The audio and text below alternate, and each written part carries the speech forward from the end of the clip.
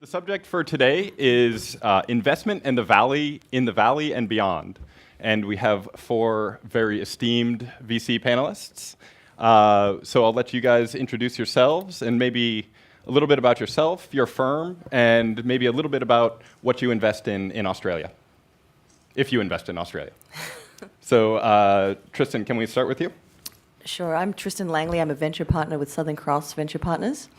We manage over $400 million, $200 million of which is dedicated to clean energy, and the other $200 million is dedicated to technology. We invest in Sydney, Melbourne, Brisbane, Perth, all across Australia, and we have some investments here in the US. We also invest in China through a sort of an arrangement and partnership we have with SoftBank in Shanghai. We have about, 16 portfolio companies, and they are headquartered across the world. And a lot of them have engineering team and talent in Australia that they work with. And so I, do you want my background, or is it sort of on the sheet? So I don't want to use the time. I don't know. I think they got the sheets. You got my background. Jeff? So hi, Jeff Karras, Managing Director with Singtel Innovate Ventures. I've been doing venture for about 13 years. Met up with Singtel in about 2.5 years ago. So we have a relatively new fund. Our sole investor is Singapore Telecom, and many of you may know Singtel Group, but Singtel Group is the second largest carrier footprint in the world, about 473 million mobile subscribers, and a pretty broad, diverse set of interests and products out there in the market. Everything from network, enterprise, and digital media. So we have a fund, about $200 million fund. We've got offices in China, here in the US, in Singapore, and actually a newly created office in Israel. We've made quite a number of investments over the first couple of years of being around. So we've got about 35 or so portfolio companies, everything from seed to later stage. And we've been pretty active across the world, including a couple of investments in Australia, as well as a seed program that we've got with Optus that we've got going there as well. Great. Thanks, Jeff. David Karlick. It's a typo. I'm a venture partner at Row Ventures, which is operating out of a current $550 million fund, New York and Silicon Valley based, and about $1.5 billion under management presently, and also chairman of Adventure Capital, a seed-based, seed-size venture firm in Melbourne, Australia. At Row, we've invested in an Australian company, BrandScreen, which is Melbourne-based. Effective Measure, which is based in Melbourne, and then I'm also an investor and on the board of BrandScreen, which is a Sydney-based company that contemplated coming to the U.S., but instead used Australia as a launching point into the Southeast Asia and points west, and is now also a Singtel investment, and is headquartered in Singapore with offices in Sydney. Good morning. I'm Warren Hogarth. I'm a Brizzy boy, born and raised, and moved to the U.S. when I was doing my PhD in 2004. Today, I'm a partner at Sequoia Capital, where I've been for 5 years now. We are a venture firm based here in the Valley. This is our 40th year in existence, and we like to invest in companies when they're very early, when it's 2 or 3 folks and an idea, and grow those into household names that in 10 or 15 years you will remember. So we're very fortunate to be in business with Larry and Sergey when Google was founded, the founders of Cisco, Steve and Steve at Apple, more recently the trio at Airbnb, or Drew and Arash at Dropbox, a number of enterprise companies. And I invest in broadly across the technology landscape, from some enterprise software, some consumer, bioinformatics, and I dabble in energy from time to time as well. All right, great, thank you. Okay, so we'll start off very high level and just talk a little bit about your perspective on the current VC environment in the US, and maybe specifically what sectors or what industries are particularly exciting and seeing a lot more activity from your perspective, or what you're seeing at your firms.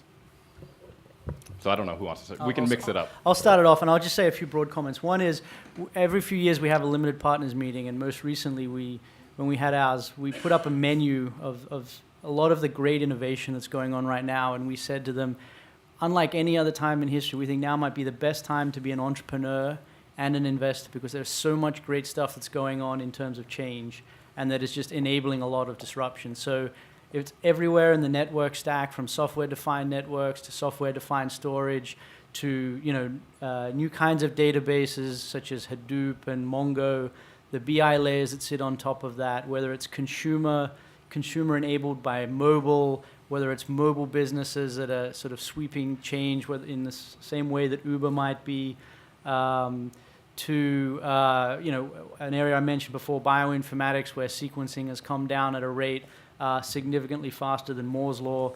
And so I think that's one thing to think about. And then as you're sitting in the audience, and if you're an international person, one big trend that we're seeing as well is that the companies are starting in many new places around the world and being successful because we're just so much more connected. So when YouTube was founded, I think there were 300 or 400 million people on the internet. Today it's 2.5 billion. It's a faster rate, bandwidth with which we're connected now. People are educated. They're used to putting their credit cards online. There's just a lot of great stuff that you can go out and chase. So it's a really exciting time. I just want to add to that, because I think what's evolved in the technology space is actually the access to information and the expectation of that. So I used to work in, does anyone remember GIO? My God, I was in their IT group trying to figure out how to store this information. And where we've come to now is people expect it on demand, and it's everywhere. And so you have to be incredibly reactive. So this entire shift is not so much a disruption as trying to meet the demand expectations of all of us.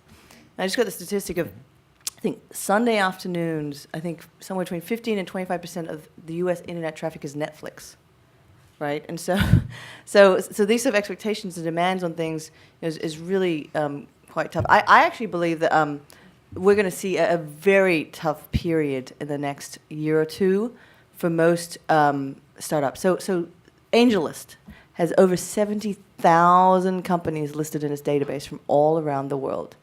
So it's highly competitive, and there's plenty of angel money coming out there, but angels typically don't do follow-on funding. So you're really relying on Series A, Series B institutional funding, and that institutional money is shrinking. And so unless you can get into a Sequoia, Excel, even Foundation, Benchmark, the top names, then that funnel is just getting tighter. So that's something to be aware of going out. So I think being resourceful and finding other sources of funding is something to think about, and know that the venture model is all about huge returns. I mean, for the risk we put in place and the bet we're making on a single team, and in any given month, we're managing hundreds of millions of dollars.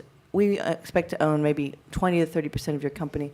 You have to return significant amount of money. So we're only investing in things that we actually see potential of really incredible growth. And my signature investment at DFJ was Skype. We invested when there were 12 people, 1.7 million users. That's the trajectory that we'd expect from a typical startup with 10 people. Great. So that's my take. I just want to add, actually, to sort of lay out the landscape a little bit more. I think great points on the VC ecosystem. But I think if you kind of look back and look at, say, the 2000 timeframe, maybe where it was its peak, you had, I don't know, maybe 1,500 or so venture funds out there. I think if you kind of sort of fast forward over the last 10, 12 years, you are now down to maybe 400 or so venture funds that are out there, and actually a significant number, a large number of those funds have probably made less than one investment in the last year as well. So it kind of gives a little bit of a feel. I think we're actually turning the corner on that right now, but I think that will take time, just as it takes time going the other way. But I think there's been plenty of money that has been put out there on seed, and so there are a lot of seed companies coming around. You sort of talk about, all right, well, there's probably still a fair, reasonable amount of money coming into the ecosystem here in the U.S. It's just concentrated. And that is creating a So there's less firms making investment. Those Series A companies are going to get right-sized in some ways, and not all will get there. And I'm sure we'll talk about the Series A crunch a little bit. It's coming up. But I think there's plenty of money in the later stage. But what I would actually argue is that there is definitely going to be a tough time for companies that are not straight up and to the right in the Series B and C timeframe as well. And so I think there's going to be a little bit of a crunch because all the firms that were in the middle are having trouble raising funds. And so I think that's kind of an interesting kind of thing to at least be aware of. So, Fair enough. Accordingly,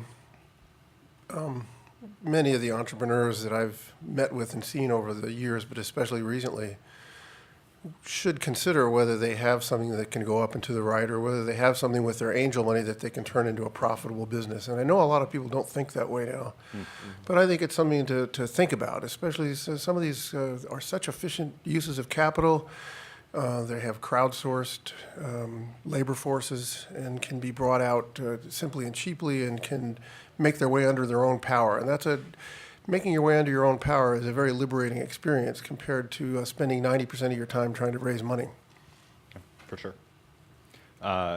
Okay, so great points. I want to switch to a little bit of a controversial topic that we already discussed a little bit, and I've already heard as a theme, just talking with a few entrepreneurs. And everybody is starting their companies in Australia, but they're hearing from a lot of people that they need to move their companies to the U.S.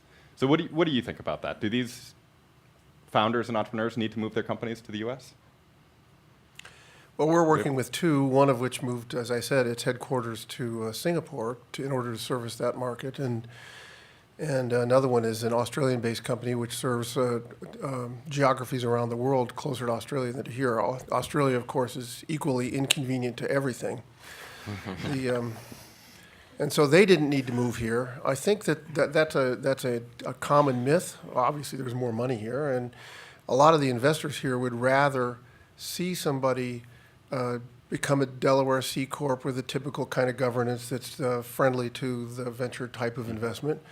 But conversely, I think Australian companies are well-suited, startups are well-suited to look at opportunities around the rest of the world and to mine those territories which are less well-plumbed. I was just going to say, pick up on an earlier point, I think, that David mentioned, and pop up a level and say, what is it that you want to do with your company at the end of the day? And also something Mike talked about this morning. A few things. One is, your goal of your company shouldn't be to raise money. The least money you raise, the better. If you don't ever have to raise VC, even great. That's terrific. Two is, if you focus on a great product and whatever is at the core of your company, you'll get great talent, you'll get great customers, and great money and other things and support around your business will flow. And then you also think about where your opportunity is. So if your market is Australia or it's Asia, you need to think about where the best place to grow your business is. It may be in Asia somewhere. It may make sense for you to come to the US. And there are great things about coming here to the US and Silicon Valley, and I think of it a little bit like training for the Olympics in some way, where if you're training on your own with no other reference points around you, it can be very, very hard, and you have to have an amazing amount of mental fortitude. If you're coming to the US and you have 2 or 3 other great athletes around you that you're competing with, it spurs you on to higher and greater things, and it makes you think a lot more, and customers are here for many of the internet and tech startups, and that can be a great thing as well. So think about what's in the best interest of your business. If you do want to go big, and the US is going to be a big part of your customer base, it could be a very good thing for you, but then also think about the appropriate timing. Just to add a little bit, I think, Warren, you actually said it really well. I mean, it's think about what you want to, what you're trying to accomplish and what you're trying to build. And, I have heard from many entrepreneurs that, spend some time in the Valley, and they're like, I can't believe I accomplished as much as I accomplished here. It would have taken me a lot longer to accomplish. So there is a concentration of other companies and partners and resources here and that is developing in other parts of the world. But it really also depends on where your target markets are. I mean, if you're going after Asia, having people in Asia is critical, and moving your company to the U.S. doesn't necessarily make sense. And I agree with the point don't just chase the capital, because there are good sources of capital everywhere, and the capital now is becoming more mobile than it probably ever has been. Speaking as capital, that's in Singapore, right? Sure. But yes, fair enough. But there are more and more sources of that coming about, and it's not the. It's really going to be dependent upon, I think, each company to figure out what is best for them. But I will say, just as you said, we've got a company actually with Sequoia that was a Silicon Valley-based company. It found its markets were in Asia. They moved the company over to Asia, and have actually been doing quite well there. So it can go the other way as well. We've seen, a number of companies succeed with keeping a lot of their engineering, R&D in Australia, which is a classic model, and moving sales and marketing to the US. And that's really, once you venture back to the most part, because at the end of the day, we're looking for a return on our investment, and those exits are going to most likely happen here because the concentration of acquirers, where the money is, where the stock that they have to acquire you, is in the US. And so having that ability to be, going down and acquiring a Singapore entity, we have an Australian entity, is a little bit much more of a hurdle than a U.S. Delaware incorporated company. So that's just the longer term mindset. But I think moving here, you heard yesterday from all the the guys that it's great fun and it's a very supportive environment, and you get just a huge amount of insight much more rapidly than you would if you stayed in Australia. The reality though is it's not necessarily an all or nothing decision. If you're one person, then it is obviously, Sure. but there are teams that do get split, and if you can manage a limited number of geographies at an earlier stage, then you can participate on both sides of that equation. So. And open up a Singapore office. That's right. It's a takeaway from today. Or Australia. So if they do end up moving to US, maybe you can just talk quickly about a little bit of the differences in philosophies and companies that you see in San Francisco versus New York or Boston, LA. What are your quick takes on sort of the East versus West Coast? I don't know. Do you think there's strong differences at all? Yes. Definitely stereotypes. Well, the East Coast tends to be a little bit more media-centric, and the West Coast tends to be a little bit more tech-centric. That being said, the world's largest media company is Google. So, these things have a way of passing back and forth. But that aside, modern transportation, modern communication, I find that the startups in Sydney, Melbourne, New York, and Silicon Valley have much more in common than they have to differentiate them. Fair enough. Any big differences you see, Tristen? Look, the East Coast, I just concur with that. The East Coast has its own flavor. As you know, every city has its own culture. Sydney is very different from Melbourne, it's different from Brisbane. So similar here. I think, my observation is, again, and you heard this yesterday, is that the Americans here are sort of media trained immediately. They are bold. They know what to ask for. They have no qualms in being very direct, and everything that would be battened down in Australia, if you actually behaved as an Australian, can be somewhat effective here. But I think at the same time you have to be aggressive, and that's with anything in business, just because the competition is so much more. So I'll add just maybe more on the stereotype side, but still, from practical experience, I have found the Valley to be probably the most entrepreneur-friendly place around, and I've tended to, sort of when I compare and see companies that were more East Coast oriented, I tend to see sort of more aggressive terms in those companies when you see them, but that's. Your mileage may vary. Fair enough. Yeah, I was talking to one of our startups in Australia, and it was an interesting thing to point out. For most of these people there, it was their first time in a startup. And what makes Silicon Valley different, ever since the Terman School of Engineering at Stanford, which now goes back to our great-grandparents or grandparents, is that here you have people whose grandparents left a safe job to go to a startup, and sometimes the startup worked and sometimes it didn't. And so the whole stigma of having the startup fail and having to go crawling with your tail between your legs back has been wiped out. People are now happy to take a shot, and now we're 4 or 5 generations into that, whereas other places are in their first generation. Mm-hmm. Yeah. Including Singapore, right? Yeah, I think we all hear that a lot. San Francisco is biggest embracer of failure in the world. So we see it a lot. Okay, so let's shift topics. Jeff, you called for it, the Series A crunch, and everybody knows it's coming. And so, what I'm curious to hear from you guys is the Series A crunch real? What do you think of it? And really, what impact does it have on the entrepreneurs in the audience? Well, I'll just sort of end where I left off and say, I mean, I'd say to an entrepreneur, the Series A crunch is real. To an entrepreneur who's looking for money and is a seed-funded company, it will be real.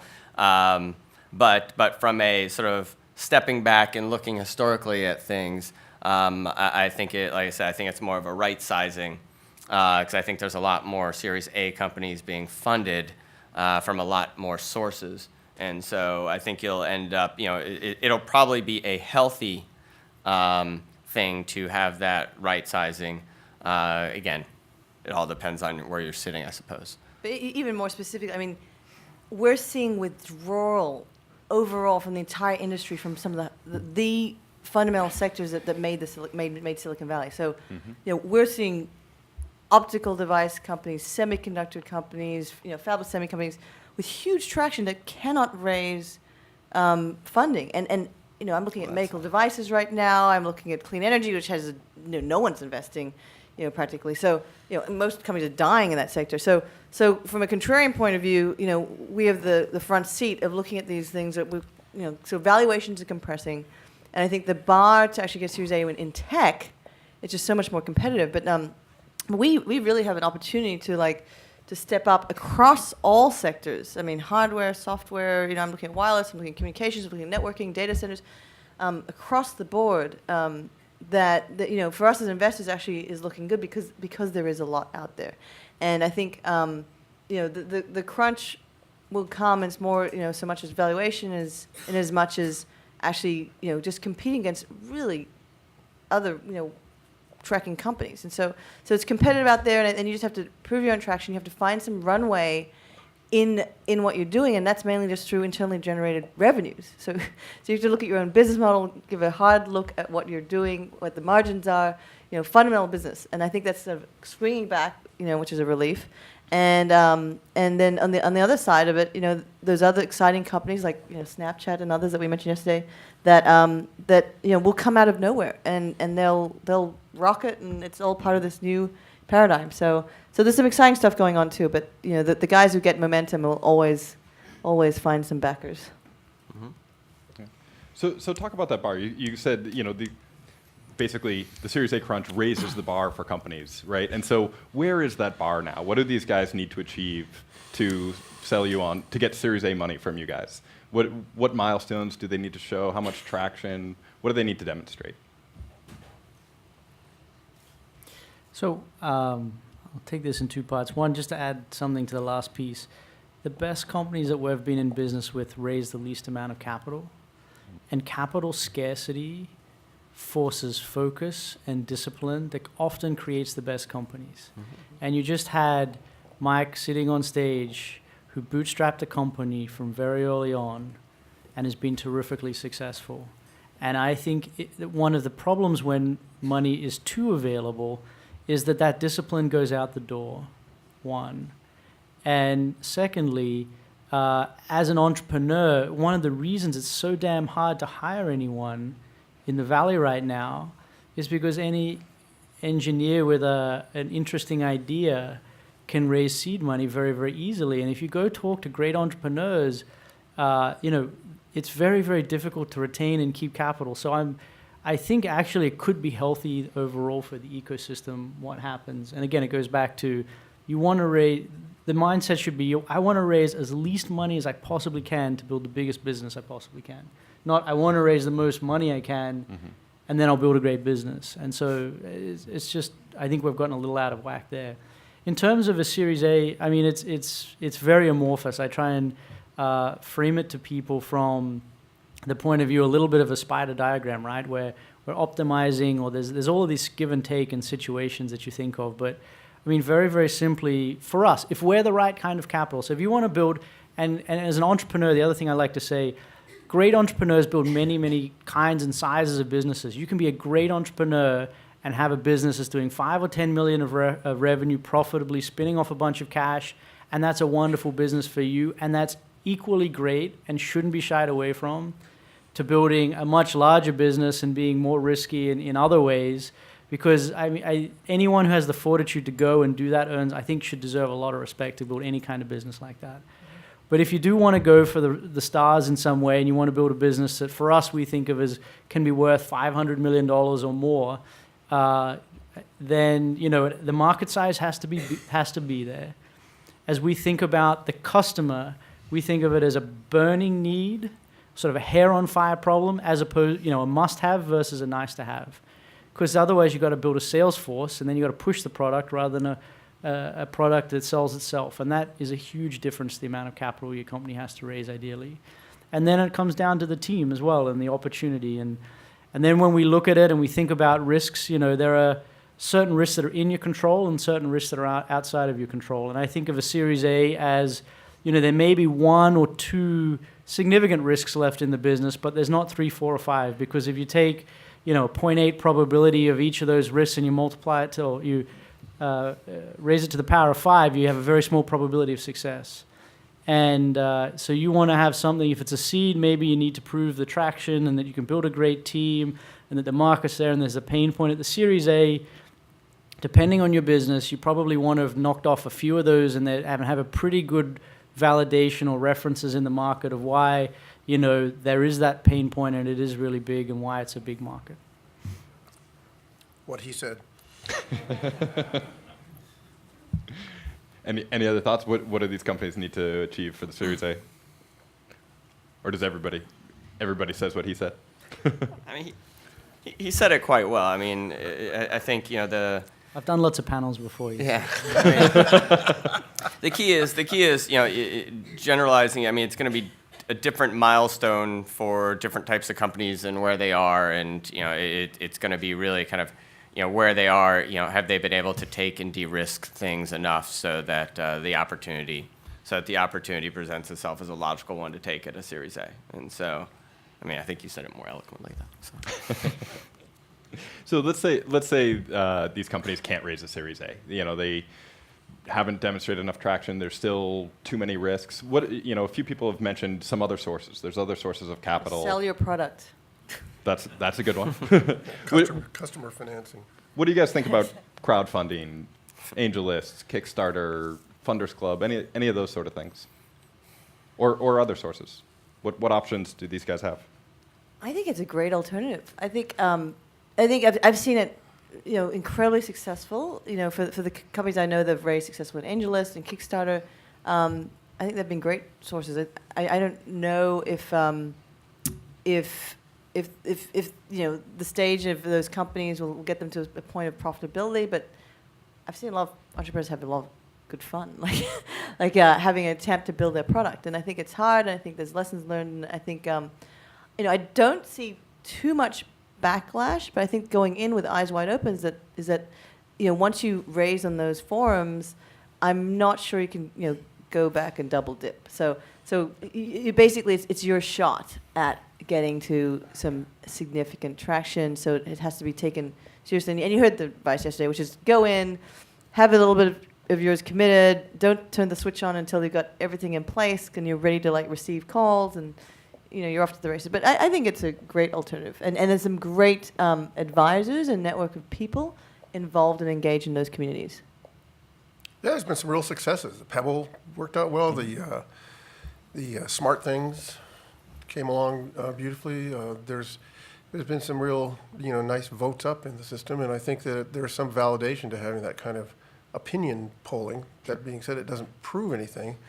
I think the Quirky is one of the more interesting businesses out there, although it's a defined deal. But Quirky has the crowd vote up ideas of what could be products, and when something gets enough contributors who then get a little credit and it gets voted up high enough, the Quirky team takes over and makes a prototype and costs it out and figures it out.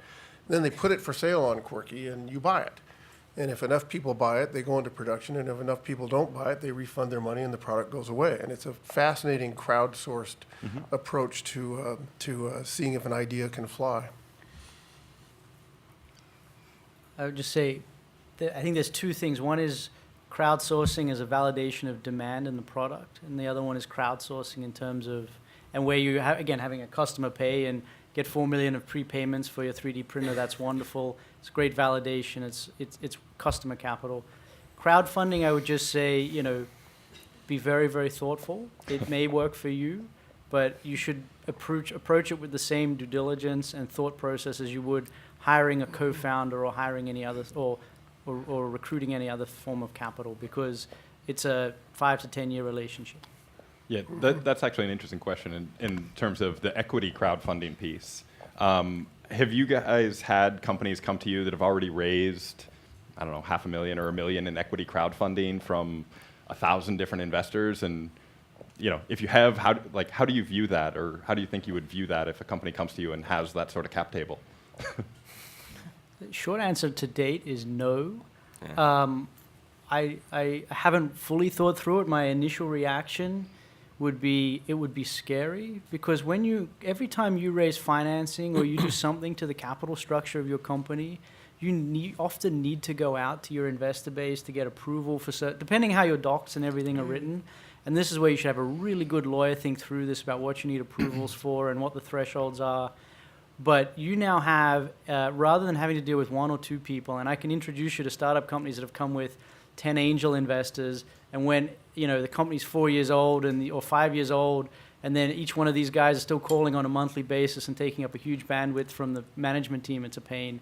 I couldn't imagine a broad base of people that, I'll just say, that don't fully understand necessarily the kind of business they're getting into. So I would be very cautious if I saw a cap table with a whole list of names in there, and it could open up a whole bunch of legal worms and stuff later on if things don't go, if there are any bumps in the night. Sure. Yeah. But I don't think that the product sales guys give away equity, right? No, definitely No, not. Kickstarter and Right. Yeah, I differentiate the very clear difference between a Kickstarter or some of the where you're selling your product to what is now available in the US, which is crowdsourced equity capital funding for your business, which is, I think, a very different thing, which is what I was referring to Yeah. in the second instance. No, More I- to create a class of stock. I mean, I'll agree. I mean, and when it comes to the equity, I think it's kind of one way or the other. I think it's hard to kind of have 100 investors that own equity and then go back to the venture, because I think it is a lot. There's a lot that has to be sorted through, and there's a lot of implications down the road. Make So a lot of lawyers it's- very happy. Yeah. But for you as Australians, I mean, this is a little tricky, right? Because this is how you're getting your funding mostly in Australia. You're on the ground asking your aunt, your uncle, your cousin for money, and I think that's There's a different, difference. there's a little difference. But just going to the point of the cap structure, we do see messy cap tables coming into the U.S. and it's not prohibitive.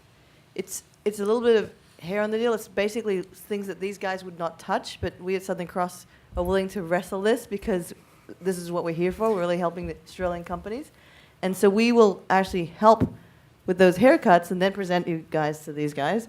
But in the meantime, it's something to be aware of. And it's something where, again, bringing on the angel group or, the mining magnate who has the funds, who's a neighbor, who can write a check, understanding that, they have to be supportive of you going forward and actually, be compliant in a sense to your own demands, your own ambitions for the company, because there's going to become a time where you'll need to consolidate that list.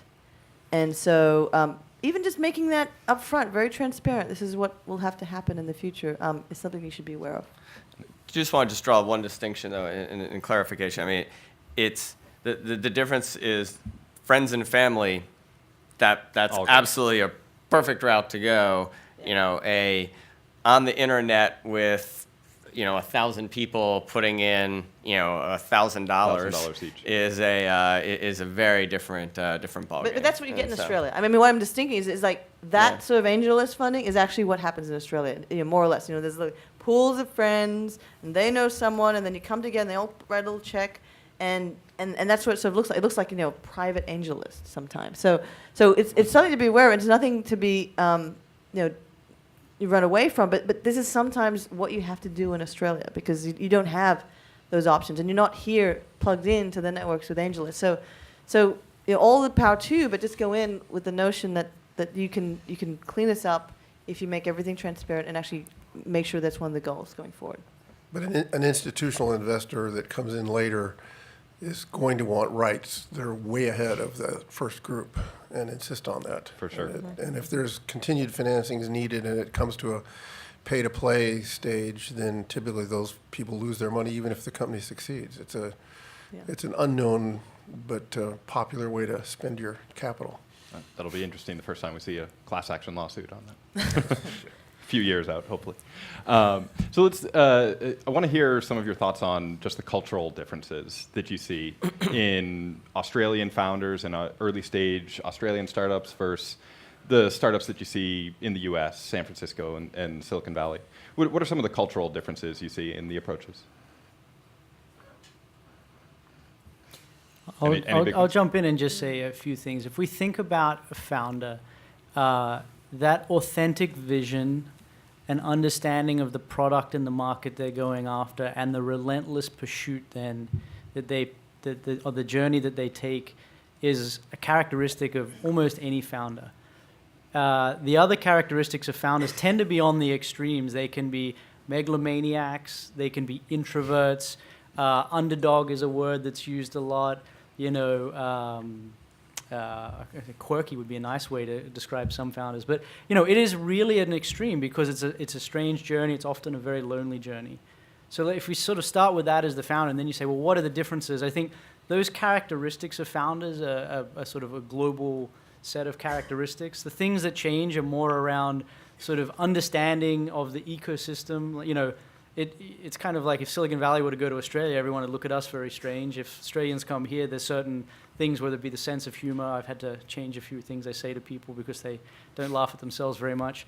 And so don't make jokes that, to the guy you're trying to pitch, that's probably one good thing.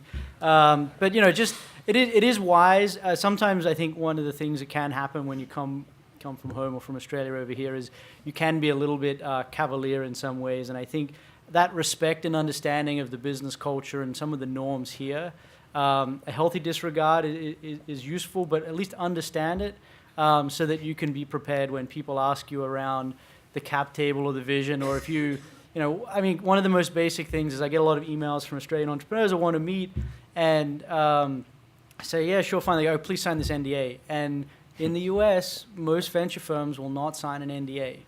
We're not, I literally see tens of thousands of business plans a year. We could not sign an NDA with every single one, even when we get deep in the process. So you've got these sort of precious snippets and chances to get in and chat to people. Just, speak to some people in the ecosystem, speak to some friends who have been through and had conversations, get warm introductions, and I'd say polish those things up so that you that authenticity and that determination shines through and you don't get sideswiped by a few of these other things. And the one other thing I'd say is here you have about 5 minutes, maybe less, to capture somebody's attention. Most venture folks have like ADHD, I would say, or worse, and bipolar, whatever.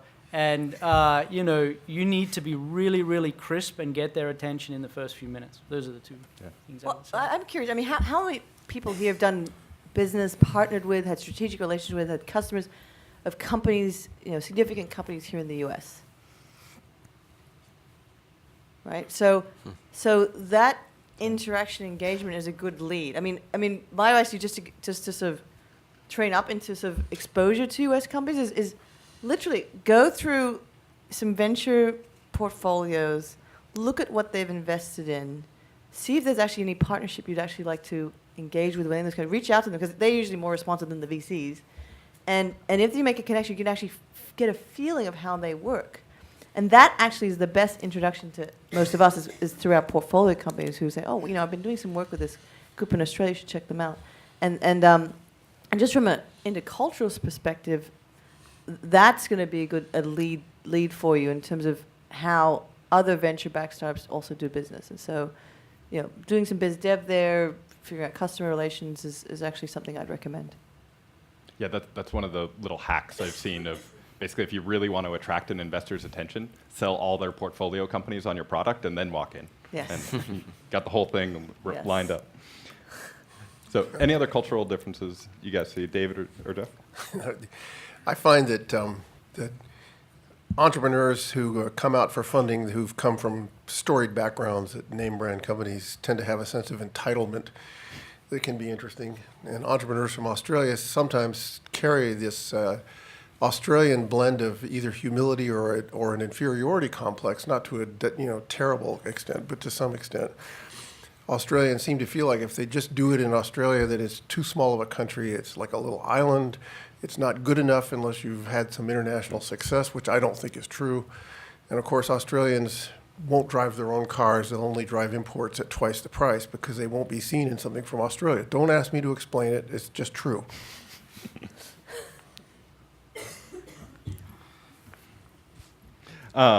Okay, so I think we can shift gears. We have about 10 more minutes before we open it up to questions. So I want to hear some anecdotes from you guys about maybe your favorite portfolio company and what is making it so successful and why it's so successful. And then, of course, you have to answer the flip side of what's a failure from your portfolio company and why did it fail, and hopefully how can these guys avoid similar mistakes. So one very successful company, one failure. And if you want to give specific names, you can. If not, you can leave them out.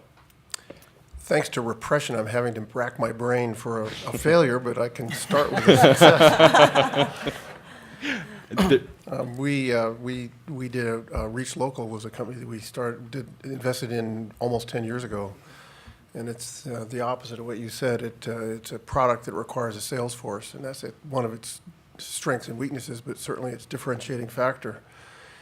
And we did our first international expansion by opening up in Australia with a partnership with Netis, which was a venture fund in Australia that had grown through the founder's experience of starting Australian things like the Australian eBay that were then bought by the U.S. parent once they had succeeded in Australia. And Daniel Petrie was the founder of that, and so he put in capital and we put in some money, but the training and resources, and hired people and grew in Sydney. And now the Reach Local Australia group is something like 200 people, running about 15% of global revenue for a company that's doing $550 million this year. So Australia is punching above its weight. It's our most profitable country. It's been successful in innovating a lot of things that have been used by the company worldwide, and Reach Local did acquire Netis' interest in 2009. Nice. And no failures at all. Repression is one of the more valuable things. Without it, women would never have a second kid.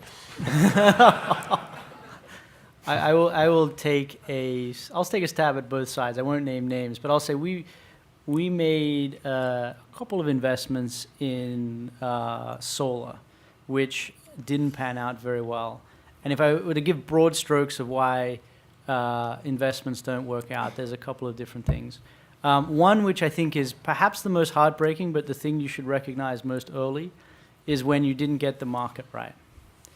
And it's most heartbreaking because it's something that's outside of your control. You can have the best team, but it's kind of like the guy with the surfboard and, I don't know, your Kelly Slater or somebody like this. And, if the wave is either going in the wrong direction, not breaking the right way, or there's a tiny wave, no matter how great you are, you cannot really shine. And that's a mistake that I think we make from time to time. We try very hard to avoid. Second mistake I think we've made in that space was not appreciating the effect of compounding. So, and I think it's something that's common more often in hardware businesses, because in software, you can catch up with and you can grow very fast, and you can be 50 or 80% better than the next guy. But in hardware, being 30 or 50% better is not enough, because if the guy in the market is compounding at 5% per year, when you take that out 5 years, he's caught up with you. But they have the market position, they have the market dominance, they have the track record, and they have the balance sheet. And you're going to make mistakes, and you need room for error. So it's just not good enough to be 30 or 40 or 50% better, I don't think, in a hardware business. You have to be an order of magnitude better or more. So you can make mistakes, and you can take longer, and there's enough of a value proposition when you come out the other side. On the successful sides, which are always great things to talk about, I mean, the emotional and the fun stuff is really around great founders that click, and a lot of it comes down to hiring. But I'd say some of the characteristics very early on are people that really roll up their sleeves and get out into the field. And so one of my companies is the largest residential solar installer in the US. It's doing very well, called Sunrun. And the founders, they installed the first system on their own roofs. They drilled holes in their own roofs and, had leaky roofs. They sold the product themselves the first time. They got out into various trade fairs and what have you, and they tried to sell the product, and they got in front of as many customers as they had. And it's that kind of tenacity and willingness to do all aspects of the business, I'd say, that is something that is very, very common. Well, on the Australian front, I mean, I've got two examples of Australian companies that one was a phenomenal success for us, and one didn't quite make it. And I actually probably make it more about the soft skills. So this is really important. I think both transitioned to the U.S. One left their engineering in Melbourne, and it was in virtualized storage. It was a deal I led down in Australia, and then when I moved here, they actually moved here, and then actually John worked very close with the company. We actually successfully merged that company with another venture-backed team, and that grew phenomenally. We sort of had the jewels of the company in Australia, all the technology was there, and then we had sales and marketing brought in sort of a US CEO, and that combination was incredibly compelling.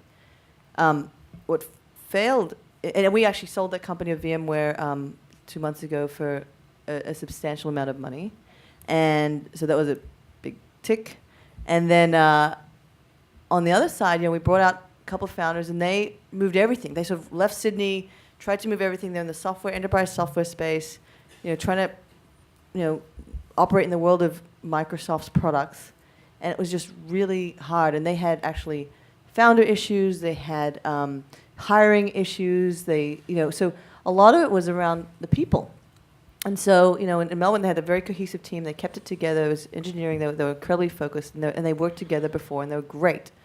And so I think what happens also is you've got to think about, even on your own personal journey, all of the levers that you have to pull to transition your family, your personal life, and if you're coming with a founder, the two of you have to operate. I mean, it's a lot of adjustment. I mean, just moving here is hard to adjust. You have to drive on the other side of the road. You have to figure out, a bunch of things, and it's kind of stressful. The cost of living is high. It's very competitive. There's a lot of things going on, a lot of distractions, and it can take a toll on you as a founding team. And so you have to think of that personally for you, for your family, what that means. And you are far away from home. So if your parent's ill or something happens at home, it's a journey. You can be there in a day, but it is a long way from home. So those things can take their toll, and they took its toll on this team and this partnership as co-founders, and that didn't work out so great for us. But that is something very key for all of you in terms of also hiring Americans. That's actually a cultural integration that you have to think about too, coming in, because they work differently. They have, in Australia. So there are cultural differences, and as you look to move here and actually build out here, you have to think about the personal dynamics that will work for you. So I'll go back a few years prior to Innovate and talk about a failure, and I'll leave the name out. But still, the key thing, or I'd say the key learning from this company is it was a company that went out early. They had some very early success, and they landed 3 customers that just absolutely loved what they were doing. They designed their product around those three customers, and then spent the next several years trying to actually find additional customers.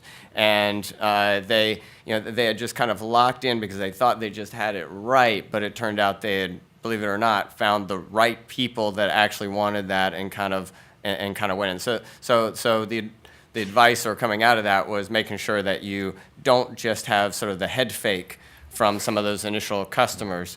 And that's actually a dangerous thing from an investor as well. But just to make sure that you have the broader view as to what it'll take for the larger market. And so ultimately, again, that company kind of hit after hitting several years of frustration. A number of other things happened that resulted in a huge change out in the team and sort of all the sort of whirlpool going down that can happen when a lot of things get frustrating. And so that was a tough one because it started off with so much promise and opportunity. And on the success side, right now I've got a mobile video company. Started off with some technology that could make it successful in markets that had constrained networks or different types of devices. So if you look at Asia, you've got a lot of feature phone users, and instead of kind So of does it come up on your phone, it says, funny cat running across the room, it's really funny? yeah. Yes, exactly. It texts you. No, it texts you. But they made it a really interesting technology that could be adapted, but they went and found the right markets. And so they didn't actually try to plow ahead necessarily in the US, where they had the greatest penetrations of smartphones and everywhere else. They went actually outside of that, found that market, and now they're 50 million mobile subscribers, right, or 50 million monthly active users right now, growing like a weed and having lots of success across Asia. Awesome. All right, thanks everybody. So I'm done with my questions, so it's your turn now. And I think we have a couple people that are walking around with mics over there. So any questions from the audience? Who's got questions? There we go. Just a question about where you get your information from and the importance of things like TechCrunch, Pando Daily. I'm guessing may not be where you get your information from, or maybe it is. Information is in deal flow? About firms, new opportunities. We never About reveal deal. our sources. In general. Short answer would be most of the interesting investments come through our sort of referred through our network of entrepreneurs and people that we've worked with in the past. Some come through the service providers, such as the legal firms and what have you, that companies are often approaching to incorporate. And then the others are sort of through a cold call or what have you. But the majority of of the investments we end up doing come in through our network, which is very broad. Lots of lunches, breakfasts, coffee. I'd say, apart from the Advanced Summit, which has great deal flow, we, I've been doing this for 10 years, and so I've done deals in Asia, Europe, U.S., and so I'd say, first and foremost, we all have our personal networks, which is exactly a lot of breakfast and coffee, and then I think more formally, it just builds up over time. People, and there's things that interest you. So I am just constantly reading. I'm reading TechCrunch as a source, but rarely I'm sort of trying to look out ahead. And I'm talking to people in labs, university professors, breakthroughs, and things that I'm excited about right now is the whole notion of video. Right? So we just talking about video now.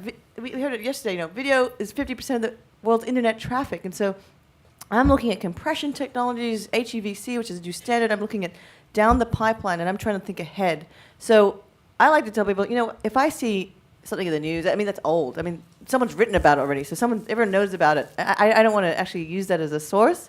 Maybe it feeds some ideas, and it's good to know, so that when you run into that same person at a party, it's just good to know.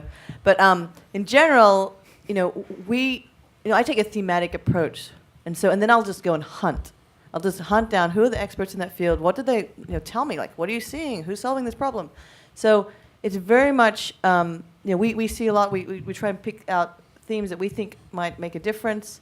And then again, it's also this dearth of capital in certain areas that we think is incredibly opportunistic. We can pick up a company with $14 million in purchase orders for under $30 million because they're in hardware, because no one else is doing hardware.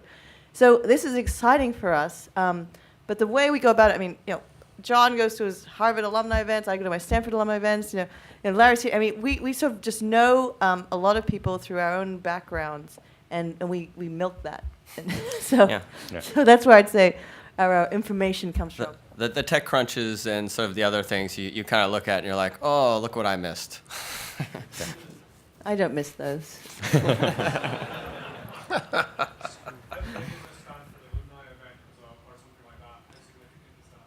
The alumni network, for me at least, is huge. Stanford, there's an entrepreneur in probably every relevant tech company that has, or someone senior at VP level that's come from the Stanford network. So I definitely am plugged into that and use that. How are you guys? Kim Harris. Oh, hey, Kim. Hey, how you going? Hey, hey everyone. I'm not a plant. If I was a plant, she wouldn't have said hi. Just a quick question. As investors, you're all in the exit game, right?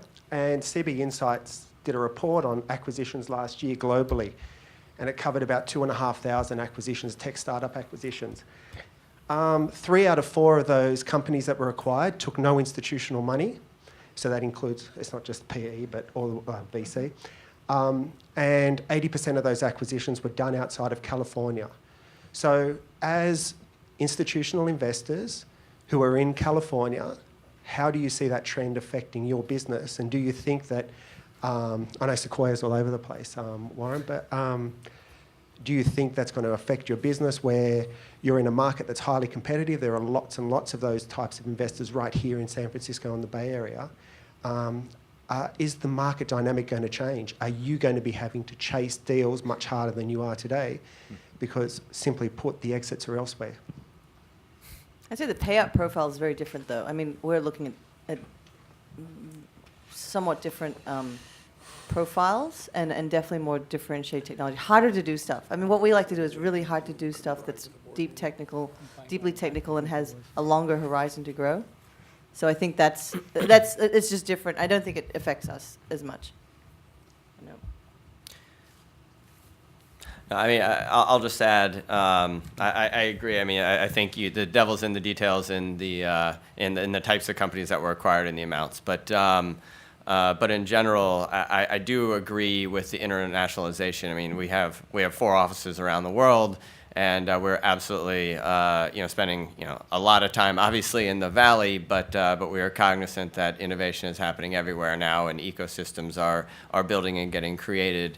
You go to Israel, for example, and it is a hotbed of technology there with a lot of exciting things going on. So, as wonderful as it is, TechCrunch creates a highly distorted view of the world.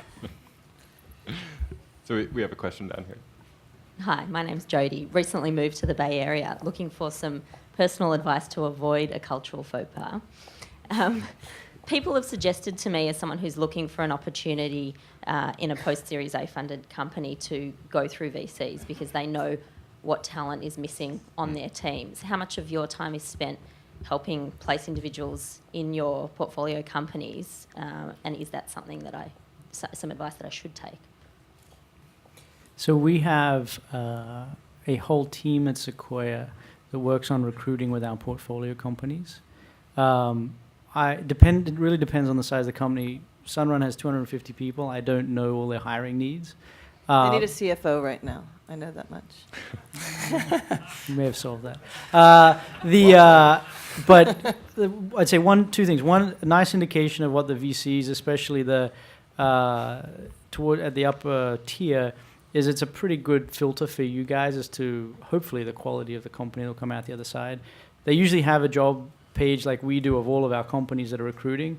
And even if you go through to me with one of my companies, I'll shoot it to the HR person or the right person who does know the need. And so it isn't a bad way to find out about interesting stuff that's going on. So yeah, I send resumes through all the time. I even send them to companies that I'm not invested in, especially if I want to invest in them, because it's a nice way to curry favor with entrepreneurs. It can be a two-edged sword. Some of the funds do a great job of having recruiting as part of their value added, but sometimes entrepreneurs can be leery of having someone fed into their close ranks by their venture investor. Yeah. I'd be wary of that. I mean, a lot of venture guys, they'll just give you their old friends, and like it's just You gotta be very careful. I think the best sources I've seen have been. I'm going to strongly disagree with this. I'm going to just for disagree fun. too. Just we want some discourse here. We place. You have a whole HR team, Warren. I mean, it's a little different. You're a little distanced, from the actual process. I mean, I've helped companies place, but what I've found effective is you have to go out into your LinkedIn network and then help them connect. And I think the best thing you can do is actually find someone who's an expert in that field, bring them on as an advisor, help them build your team out. And also, a lot of it is the best teams I've seen built have been those that they've worked together before, time and time again. It's just harder. If you're doing it the first time, then you've got to find your own culture and find your own stride. So I'd say, helping some. Well, I'm not even sure I'm going to agree with what I'm about to say, but you were just sort of sounded like talking about sort of founding a founder necessarily, and maybe that's sort of a little bit of a different thing. But when it's saying, okay, we need to pick up marketing, we need a VP of marketing, we need a director of marketing. I definitely spend as much time as I can actually talking to entrepreneurs and helping finding them opportunities within my portfolio. I think that's a value add. That's important. I mean, there's definitely a place for recruiters for sure, but recruiters can be expensive, and every time you're hiring somebody, if you have to hire a recruiter, that's definitely a tax on the company. And so, to the extent that the investors can help, and again, it's obviously if you can. If there will obviously be people that or worked with before that you might want to place in that company, but I think the other side of that is you can also say, look, I've worked with this person before, I've seen this person, and I've known them for a long time, and they're going to be a hard worker, and I know X, Y, and Z, and so I put that as a high priority on one of the value added things that we can do for our companies, just because we see so many entrepreneurs and so many companies, it's a perfect position to be a matchmaker. But if you have a friend on LinkedIn at a company you want to go to, or an alumni, or someone who can recommend you, go through that route, because that's likely to be the best route. But if you want a connection to a Sequoia company, just shoot me an email afterwards. Right on. I think we have a question. Yeah. A few questions. One in the back. Hi, I'm Matt. I just have a question for you about, I'm really interested in this space between VCs and the emerging world of large corporates actually vertically integrating and investing and finding opportunities themselves. Coca-Cola's done it. We've just launched an accelerator. Pepsi's done it. GE's done it. They're really coming after this space because they want to find early talent and nurture it themselves. How is that kind of going to work with you guys? Where do you see this fitting and shaping out? If at all. I'm happy to go last on this one. Take it away. So, again, I'll give one obvious perspective. And let me paraphrase the question and make sure I've got it right. I mean, your question is that corporations, and by the way, you actually have the number of corporate venture programs have actually been on the rise pretty significantly. And I think if you kind of look back sort of historically and you go through some of the downturns in the economy, a lot of companies jettisoned R&D, and now they are finding themselves in a increasingly competitive environment, needing to actually innovate. And I think many companies have lost that capability internally. So they're looking to, as quick as possible, get connected with the innovation and relearn how to innovate. And so there's mostly, I'd say, there's definitely a variety of reasons that people will get into it, but that one right there seems to be the underlying reason. Again, how well they do it, and how long they do it for becomes the kind of the critical question for corporate venture programs, and understanding that as a co-investor, and I've lived on both sides of this world, that the corporates are in there for the long term, do their follow-on investing, and are good partners, as opposed to sort of in there to kind of get what they can get and get out, is sort of the differentiator that I think a lot of investors look for, and I think you as entrepreneurs should be thoughtful about as well. I think it's whereas historically, if you've kind of looked, corporate programs have jumped into venture at the wrong times, and they've actually exited at the wrong time. So they've actually jumped in when everything was really hot, and then they've left at the first sign of trouble. And so, whereas you obviously want to be going through the entire cycle, or if you really pick the cycle, you'd invest sort of opposite of that. But I think what you're actually seeing now, though, is it's actually being driven less by, a little bit less, maybe now it's starting to be, but a little bit less by the hot thing to do and more by internal need and requirements, which I think, and I think there's a more sophisticated group of corporates that are out there now. There's still plenty that aren't, but there's a number that I think are actually changing this dynamic subtly, and time will tell. So, Rebuttals? I'll just say two quick things. At the early stage, I don't worry at all, because how many entrepreneurs in the room want to go work for GE, Siemens, or Coca-Cola and create all of the value for them? Put your hand up. Okay, that's part of the answer. That's a little facetious, but just one of the challenges with corporate VCs play a great role later on, and can play a great role later on in a company's life, when there is a lot of strategic value, when you have a product, when you have customers and they've got a great channel, or there's something that can go beside them, and we work with lots of them. And I'm going to give the example, you guys, which have an independent fund structure, so they have some autonomy, but especially the ones where there's not, it's very, very hard, because if you're building your company, it's a 5 or 10 year cycle. Again, how many corporates here manage quarterly, and how many look at a 5 to 10 year vision, or maybe 5 or 6 years to profitability of a company? The person who's running that and is your board member has to be with you through thick and thin, but not only that, they have to be able to support you. When they have to have the support and the autonomy to make tough decisions about, I want to invest in this company when things are going well. If I have to run through 3 levels of management, 2 lawyers, a marketing, a PR person, somebody else, when things aren't growing great, I don't want that kind of dependency in my early stage startup. And so I'm not worried that there won't be a big chunk of entrepreneurs from an early stage point of view that will go running off to these things. In some areas where capital's tough, maybe in energy and clean tech and stuff, it might make sense. There's a great reason at the later stage. At the early stage, I'm not convinced it'll be a big problem. Your point's obviously well taken, because I'm a firm believer in everything you just said, except the one thing I have learned in the last couple of years is at the early stage, a corporation or a corporate venture, again, as long as you don't add all that overhead and everything else you mentioned, can be actually a good first customer, can be a good validator of a market. And so, we've got a company that, we took, put them in front of, we took them to Singapore, put them in front of the decision makers across all 7 of the Singtel Group companies.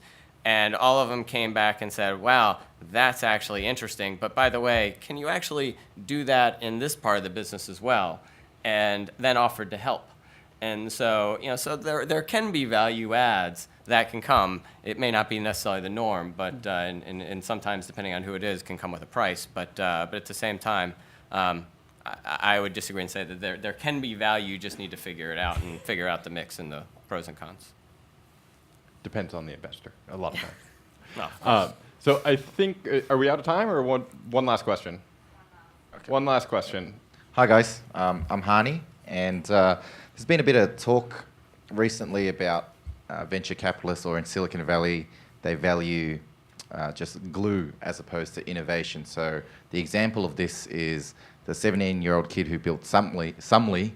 His company got acquired for $30 million, and he was essentially licensing and hacking some stuff together, but getting users on or getting some traction. So I just wanted to have your thoughts around that, as opposed to some deep technology that people build. Do Silicon Valley venture capitalists still value that anymore? I'll do a quick answer. In the last 10 years, there were 56 enterprise companies that had deep technology that went public or acquired for more than $1 billion. There were less than half that on the consumer side of things. And so a lot of the acqui-hires, a lot of the short-term pops and what have you that happen might be glue. The companies that are worth 500 million or $1 billion or more, most of them have moats around the business. Not always technical. Some of them are network moats. Some of them may be a brand moat or something like that. I'd say, though, and then if you look at those statistics, 3/4 of the, or more, if not the whole lot of the really, really large companies are have technical and real moats around them. I think that's a little bit of the TechCrunch effect that we were talking about before. Yeah. Slightly distorted reality. So thanks to all our panelists. I think we're out of time, and I don't know, Louis, if you want to come on. Thank you, guys.